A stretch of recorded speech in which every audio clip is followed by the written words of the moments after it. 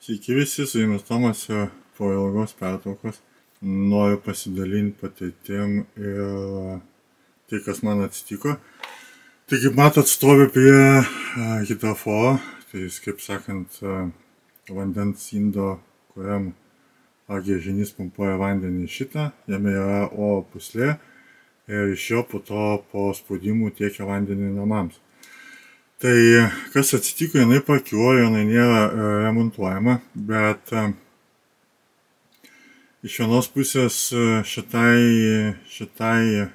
talpai yra 9-8 metai, tai jinai atlaikė labai daug ir jinai tikrai atpirko savo kainą, kiek pamenu, už ją mokėjom 150 €, jinai yra 100 litrų talpos.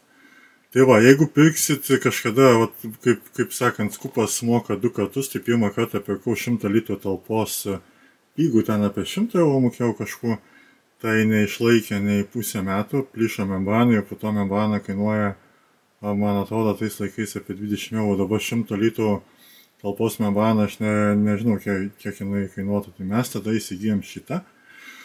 Ir šitas jau atlaikė 9 metus. Dabar jinai jau plyšo ir su ją jau kaip ir viskas, ją turim nurašyti.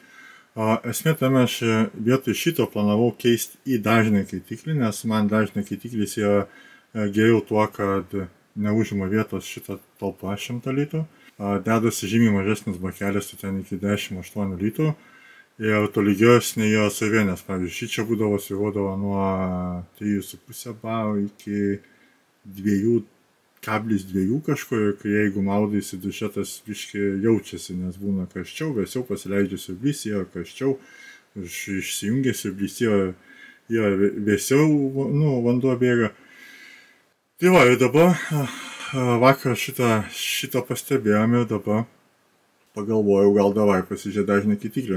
Lietuvoje dažnį keitikliai mano siurbliui kainavo nuo 240 €. Ir kas dar atsitiko, tai ketvirtadienį pastebėjom, tai reiškia, jeigu šiandien penktadienį būčiau užsakęs, tai būčiau gavęs turbūt pirmadienį, čia labai geriausia atveju, blogiausia atveju turbūt, neaišku dabar, kai šventės atėjo. Tai va, tai mes pasirinkom tai, kad nuvarėm į Daugpilį, apdaugosim depo, tai depo radom šitokį. Tai čia nėra reklama, nežinau, kas čia per dažnį keitiklis iš tikrųjų, kokia jo, ta prasme, kokybė. Mes už jį sumokėjom 200, irgi apie 40 €, bet esmė tame, kad jame jau gale yra bakelis integruotas, kur jums nereikės per dažnį keitiklį, nes, pavyzdžiui, statant dažnį keitiklį reikia papildomai dėti dar bakelį. Tokį tik 8 litrų, ten turi pasižiūrėti pagal dažnį keitiklio instrukciją. Tai šiame yra gale, yra instrukcijai parodyta apie kiek barų, pavyzdžiui, jeigu ten prie 3 barų, tai reiškia bakelį turi būti po 1,5 baro. Jeigu kelia čičia barus, tai bakelį irgi turi būti atitinkamai iki slėgius oro. Tai va, ir bandysiu šitą pajungti ir dar jame yra integruota iš karto slėgio sensorius viduje. Tai va, tai reiškia, nereikia plus papildomai per vamzdį jungti. Realiai prie šitų galų pajungiam. Galim naudoti. Šiaip jis yra skirtas hidroforui, tas, kur yra vandens talpa, plus ant viršaus variklis, tai jis jungiasi viršui variklį, dėl to yra tampesnis šitas laidas, tam, kad iš karto variklį pajungti. Mano atveju yra siurblys toliau, tai man reikės jungti prie laidų. Bet jisai tinka viskam, jis tinka giluminiam gręžiniam, tiem hidroforiniam gręžiniam. Žiūrėsim, kaip jisai valdysis, nes jisai atseit palaiko nuo 35 iki 60 Hz. Tai va, tai tokie pliusai, dabar bandysiu montuoti. Reiškia, šitas pas mane pasinaikins, jį reikės išmontuoti ir jame yra dabar 100 litrų vandens, nors realiai jis, kai būna sveikas, tai jame tik būna apie 30% užimto ploto vandens, tai reiškia, visą kitą būna oras.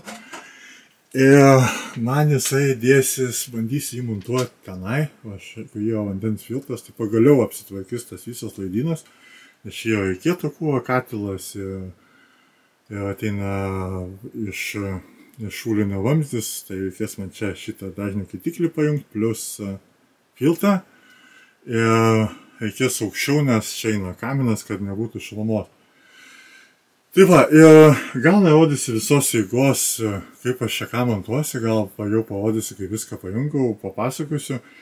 Tai ką noriu tikrai parekomenduoti, tai nepagailėkit tokios firmos Hydrofor pinigų, jeigu, pavyzdžiui, pasisėjo mažesnį, ten iki 20 litrų talpos ten tas bakas, tikrai mokėsit brangiau negu už pigų, bet, kaip sakau, pas mus jis laikė 9 metai, o, pavyzdžiui, aš turiu žmonos brolis, tai ten nevos kas metus membraną keičia. Tai membrana gal nėra brangu, bet esmė tame, kad mes turime įvertinti tą laiką keitimo, tai reiškia, turim atsukti, prisilaistyti viso vandens ir taip toliau. O šitą Hydroforas tikrai mums dar, kai Trojkė visą santechniką pasakė, pirkit šitą baltą, nesakau, pirksiu raudoną, nes tikrai nebuvo pinigų to laiku. Ir kai pasirodo, skupos moka 2 kartus, tai teko papirkti šitą.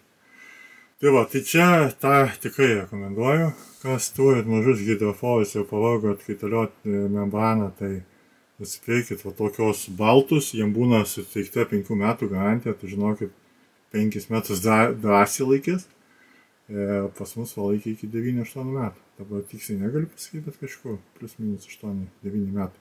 Ką, tada bandau jungti, skirti vamzdžius ir taip toliau, ir jau finišą parodysiu, kaip pajungsiu, kaip veikia, pažiūrėsim, ar šitas dalykas yra vertas savo pinigų, nes, sakau, Lietuvoje tokio dažnio keitiklio aš nemačiau šiaip, ir aš pirkau į depo nuvariau, tik tai Daugpilį, aš nežinau, Lietuvoje, nes man Daugpilis žymiai arčiau, ir už jį sumokėjau 240, kur Lietuvoje svetainėse žiūrėjau, už tokią sumą gauni tik dažnio keitiklio, be jokio bako, irgi iš Kinijos pagamintas šitos Taivano gamybos, tai čia nežinau, gerai, blogai, bet atseit jo pliusas yra, kad pats dažnio viso valdymo blokas yra viduj, tai atseit tekantis vanduo aušina jį, nes dažnio keitiklį reikia vėsintis, tai būtent šitam nėra ventiliatorių jokių, tai kaip ten deklaravo gamintojas, kad tekantis vanduo turėtų jį vėsinti. Tai va, gerai, tada tiesiu darbas, tai susimatysim, kai viską pajungsiu.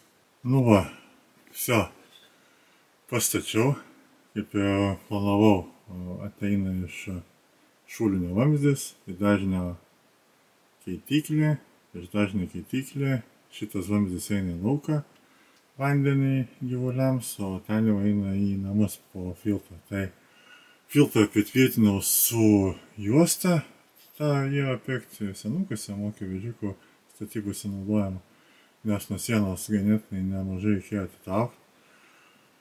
Pasiteisinu dabar, jeigu atsuku aš vandenį.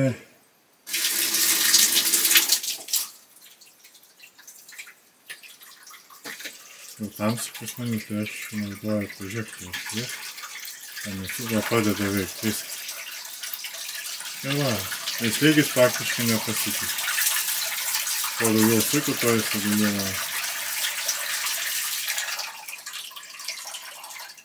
Tai va, kai užsukai, jisai pripučia iki reikiamą slėgio jau atsijungia. Buvo ką veikti, tai taip, tai kas liko, tai valdymo bloką, kurį perkeliu iš po akumuliacinės talpos.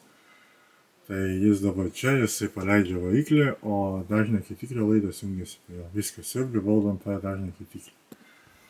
O šitą daiktą dar palikau, nes demontuosiu rytoj jau, dabar vėlus vakaras jau, 8 vakaro, einu kurti pečių, nes jau namie šalta pasidarė. Tai va, tai tas pasišalina, jis nebereikalingas, tada pasišalins visi laidai viski, šlangos ir viso, ir čia atsiras laisvos vietos. Tai va, tai esmė tame, kad dažnio keitiklis žymiai mažiau užima vietos negu šitas. Bet jeigu jūs negalit, pavyzdžiui, tikrai naudojant ten 20 litrų, 30 litrų talpos šitą Hydroforą, tai nežinau, galit, jeigu turit pinigų, pirkit dažnio keitiklį, bet aš nežinau, jis tą naus, pavyzdžiui, kaip šitavo būtent talpa. Nesakau, šitai talpai 9 metai.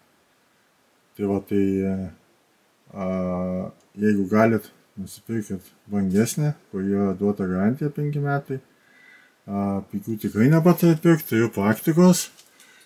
O jeigu turi dar daugiau atliekamų pinigų, nusipirkit dažną kaitiklį, tada mažiau svyruos jums slėgį sistemose, tolygesnė turėsit slėgį namuose.